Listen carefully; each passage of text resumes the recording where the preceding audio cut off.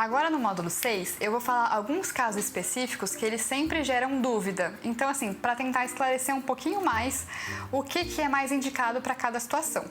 E agora eu vou mostrar até alguns pedidos médicos reais que a gente recebeu. O primeiro são esses casos aqui, são 3 pedidos médicos e eu já vou dar a dica que os 3 são para exatamente o mesmo exame.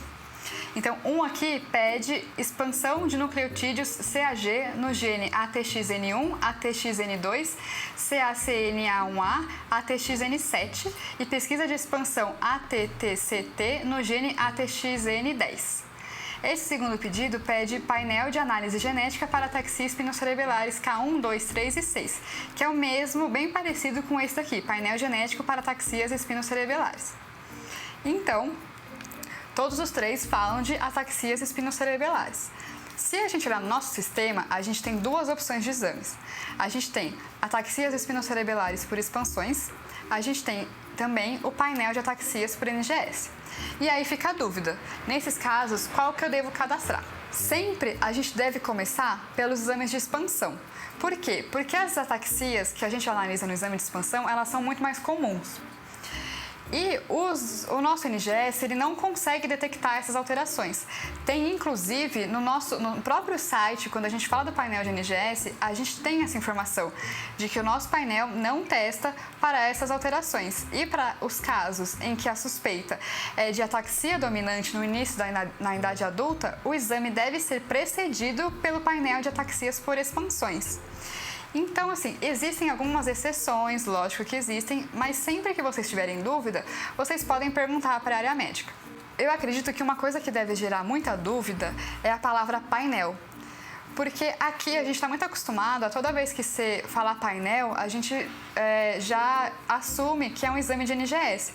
Mas na verdade não necessariamente é um exame de NGS. Como a gente acabou de ver, a gente tem um painel genético para ataxias espinocerebelares que é por expansão. A verdade é que toda vez que a gente usa a palavra painel, a gente está se referindo a um exame múltiplo. Porque existem alguns lugares que, por exemplo, esse daqui é um painel então por expansão. A gente tem um painel de NGS, que é o quê? É um painel que vai analisar vários genes. E existem laboratórios que fazem painéis de mutações, que eles juntam várias mutações bem conhecidas de alguns genes e fazem por Sanger. Então, assim, o nome painel só quer dizer que é um exame que vai investigar várias coisas.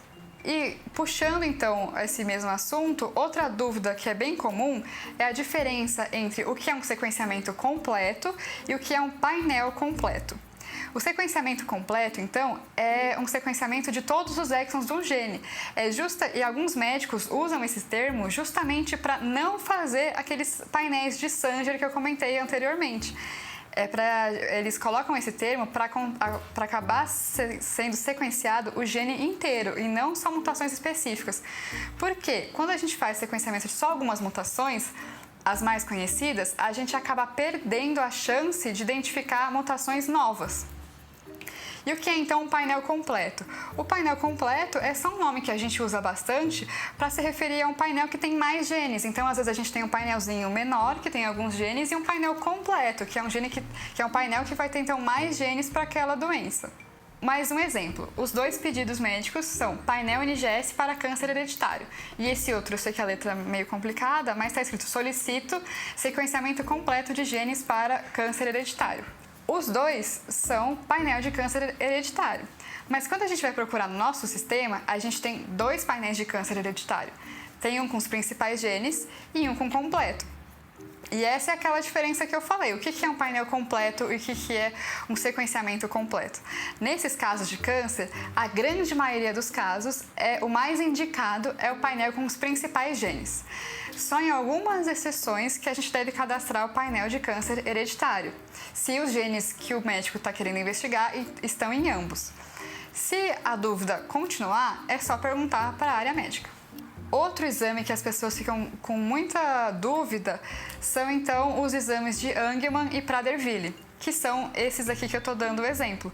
Todos esses 4 pedidos médicos são para a mesma coisa, apesar de estar solicitando de formas bem diferentes. Um pede teste molecular para a síndrome de Angelman por metilação. O outro pede teste de metilação da região 15q11.2. O outro pede MLPA para Prader-Willi e metilação. E o outro é análise de DNA para Prader-Willi. Esse último ele nem fala qual é a técnica que ele quer pesquisar. Então, nesse caso, de novo, o nosso sistema tem duas opções de exame. A gente tem o Prader e Angelman só MLPA e a gente tem também o que é metilação.